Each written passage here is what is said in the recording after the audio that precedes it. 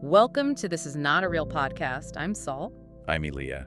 We're AI, not people, but we've got a thing for thoughtful conversations. And today, we're doing a deep dive into mental health and wellness. Right. Specifically, we're exploring an Ava Mind blog post. It tackles, well, one of the most complex human experiences, navigating grief. Yeah, grief is absolutely universal, isn't it? Yeah. But, going through loss can make you feel so incredibly alone. Definitely. So our mission today is really to take the insights from this article, the science, the tools it talks about, and kind of unpack them. Give people a framework, maybe. Exactly, a framework for understanding this journey. We want to show you the patterns, so you might recognize them in yourself or maybe in others. Give some context to what can feel really chaotic. Precisely. Okay, so let's start with the basics, the definition, because I think most people hear grief and they immediately jump to bereavement, someone dying. That's the common thought, yeah. But this Ava Mind article says, hang on, the scope of loss is actually much wider. That's such a crucial point it makes. The article defines grief as the natural emotional response to any significant loss. Any significant loss. So yeah, not just losing a person. It could be losing, status, security, your sense of identity even. Right, like the end of a really long relationship. Totally. Or losing a job you loved. Or maybe getting a big health diagnosis that just changes everything going forward. You're mourning what was or maybe what you thought would be. Exactly, what could have been. It's all loss. And it's definitely not just sadness, is it? We kind of boil it down to that sometimes. Oh, not at all. The article paints this picture of a really intense, multi-dimensional emotional landscape. So what are we talking about? Anger? Definitely anger. Sometimes directed at yourself, sometimes the world, maybe even the person you lost. Guilt, too, I imagine. Huge amounts of guilt often. Numbness sometimes. Just feeling nothing. Intense longing. But the article also mentions moments of relief or even joy. That seems counterintuitive. It does, but it's real. Especially, say, if a loved one had a long, difficult illness, there can be a sense of relief alongside the sadness. Okay. Or, a sudden happy memory pops up and there's a burst of joy. It's not this constant heavy weight for everyone. It comes in waves, the article says. Yeah, exactly. Unpredictable waves, which can feel really destabilizing in itself. No, something that really resonates if you've been through it. Grief isn't just in your head, it feels physical. Oh, absolutely. And the blog gets into the brain science behind that, right? Yeah. It kind of confirms why it feels so bodily. Yes, and it's such a powerful connection. It really validates how intense the experience is. So what's happening? Well, the research the article points to shows that intense grieving. It activates the exact same brain regions that process physical pain. Wow, really? Which parts? Specifically, the anterior cingulate cortex and the prefrontal cortex. So when you feel that ache, that physical heaviness... Your brain is literally registering it like a physical injury. The emotional pain is physical pain, neurologically speaking. That makes so much sense. Okay, so if it's hitting you physically, it must affect your thinking, too. People talk about grief brain. Yeah, that's a real thing. What does the article say is going on there? It's basically the mind's stress response kicking into high gear. When your system is dealing with that level of overwhelming stress or trauma... It sort of shuts down non-essentials. Kind of, yeah. It goes into conservation mode, accessing high-level thinking, executive function. That gets difficult. Which explains why people get forgetful. Forgetful, yeah. Trouble concentrating, finding even simple decisions hard. It's not that you're deficient somehow. Not at all. Your mind is just temporarily overwhelmed. It's diverting energy to the big task, processing the emotion. Okay, that leads us nicely into one of the most famous concepts, maybe one of the most misunderstood too, the stages of grief. Ah, yes, the famous 5. Denial, anger, bargaining, depression, acceptance. The article walks us through them, notes they came from Elizabeth Kubler-Ross. Right, and the article stresses the original context, which is so important. Kubler-Ross developed this back in, 1969? Yeah.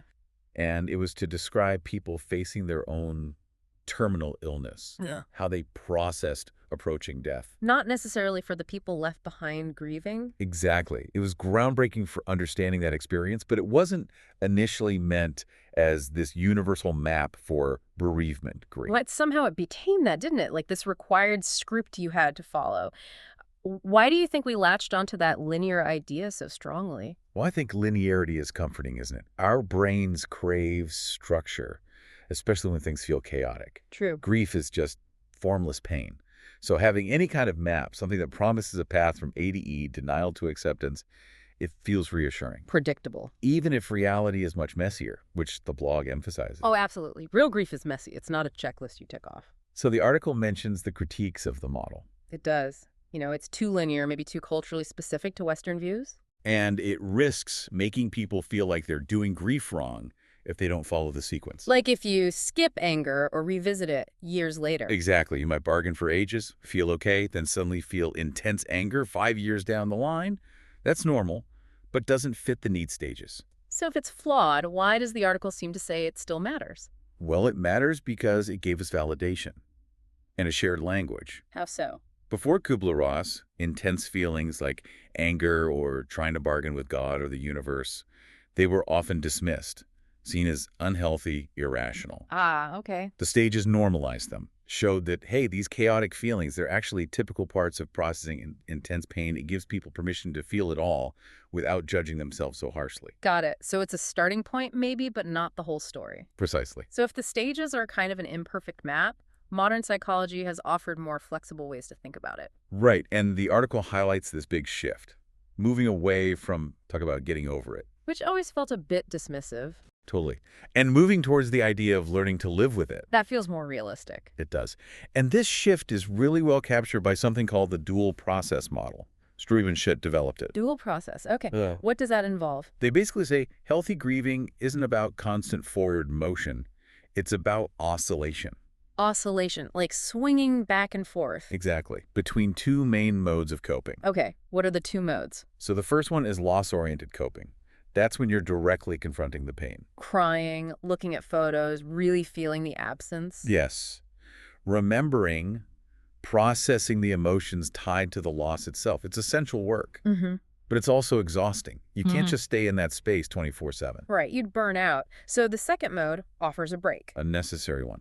The second mode is restoration-oriented coping. Okay, restoration. So rebuilding. Yeah, focusing on life tasks, adapting to new roles maybe, dealing with practical stuff like finances, work, just engaging with the world again, getting on with things. And the key is moving between them. That's the insight. The health comes from the movement, the oscillation. You dip into the pain, process some, then pull back to restore yourself, rebuild resources. And then you can dip back in again later when you're ready. Exactly. It's an active way of managing the weight, not just being crushed by it. That reframes coping in a much more positive way. It's not denial. It's necessary maintenance. Well put. And the other big modern idea the article talks about is continuing bonds theory. Right. This one really challenges that old idea of needing closure or having to let go. Completely. It affirms what, honestly, most people feel instinctively. Love doesn't just vanish when someone dies. So the goal isn't to cut ties with my memory. No. The goal is to find a way to maintain an ongoing healthy relationship with the memory of the person, or even the life or identity that was lost. What does that look like in practice? The article suggests things like keeping up traditions, looking at photos, even just talking to the person in your thoughts. And these aren't signs of being stuck. Not according to this theory. They're healthy ways of weaving the past into your present, keeping that bond alive in a new way. Okay, let's shift gears a bit. The article also looks at two factors that really shape grief, but maybe we don't always connect: the body and culture. Yeah, these are huge influences. We touched on the physical pain, the brain connection, but the toll on the body is more widespread, isn't it? Oh, it's systemic. It's a major stress event for the entire body. Yeah. The article details how grief can actually suppress the immune system. Really? Making you more likely to get sick. Exactly. More vulnerable to illness. Then there's severe sleep disruption, insomnia, or really vivid, disturbing dreams. Appetite changes are common too. And the nervous system. It's basically on high alert. Your sympathetic nervous system goes into overdrive like you're constantly facing a threat. That fight or flight response. Yeah, leading to that racing heart, shortness of breath feeling. It's like your body thinks the psychological danger is a physical predator. It's like constantly running from a bear, psychologically speaking. That must be exhausting. Utterly exhausting. It wears the body down over time. And the article even mentions the risk of broken heart syndrome. Takotsubo cardiomyopathy. That's the one. Where extreme emotional distress can literally, temporarily weaken the heart muscle. Wow. So understanding this physical reality, it means self-care isn't just nice to have during grief. It's crucial. It's an urgent medical necessity, really. Okay. And the other big factor is culture. How does that shape how we experience and express loss? Profoundly. The article contrasts the typical Western approach, often quite private, maybe seen as having a time limit. Like you're expected to get back to normal relatively quickly?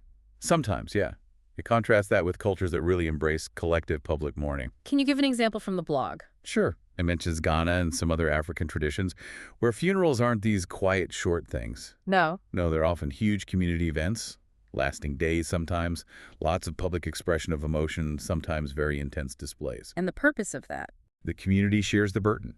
It combats that isolation we talked about. The grief is held collectively. That makes sense. And what about Latin America? Dia de los Muertos. Ah, yes. Day of the Dead.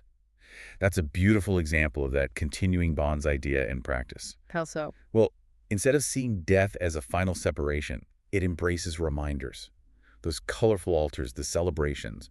It's about ongoing connection, remembering with honor, not just sadness. Integrating the loss into life, not shutting it away. Precisely. And what stands out across these different cultural examples in the article is the power of ritual. Ritual gives it shape. Yes, it provides structure and timing to this overwhelming, formless experience. It helps make the unbearable manageable. That's a really powerful point. Okay, let's move towards the practical side then. Tools for coping, finding support. Right, and the blog emphasizes, before any technique, the absolute first step has to be self-compassion. Being kind to yourself through it all. Non-negotiable. Because grief is just fertile ground for guilt, isn't it? Oh, yeah. Guilt over things said, not said. Feeling too much, not feeling enough. Guilt for having a moment of joy, even.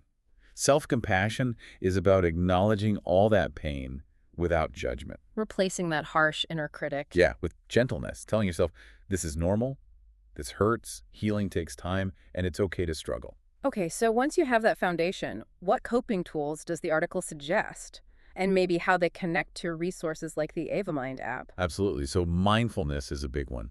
Just bringing yourself back to the present moment. Exactly. It helps interrupt that spiral of what-ifs or anxieties about the future, just grounding yourself right here, right now. And Ava Mind has tools for that. Yeah, the app has guided meditations, or you can use the focus and calm music features, things to help regulate when you feel overwhelmed. Okay, what else? Journaling or expression, getting those heavy thoughts out of your head and onto paper or screen. It lightens the load somehow. It really can. And the blog notes that the Ava Mind app offers Ava Chat for this. It's like interactive journaling. How does that work? You can text or even talk with Ava, the AI. It's designed to feel like talking to a supportive friend who just listens without judgment. A safe space to process those really complex, maybe contradictory feelings. That sounds really helpful. And of course, connection with people. Crucial. Connection and support are paramount, whether it's leaning on family, friends, or seeking professional help. Which brings up an important point the article makes. When does grief maybe need more than self-help or friends? When is professional support needed? That's a key distinction. It's about duration and how much it's impacting your ability to function day to day. So not just about how intense the pain is, because grief is intensely painful. Right. The article distinguishes typical, albeit agonizing grief from something called prolonged grief disorder, or PGD. Okay, PGD, what defines that? It's a recognized condition. It's when those really intense emotions, the yearning, the disbelief, the deep emotional pain, persist for a year or more after the loss. A year or more. And crucially, they actively interfere with your daily life. You just can't function. It feels like the grief is completely stuck, relentless. And that's when specific help is recommended. Yes.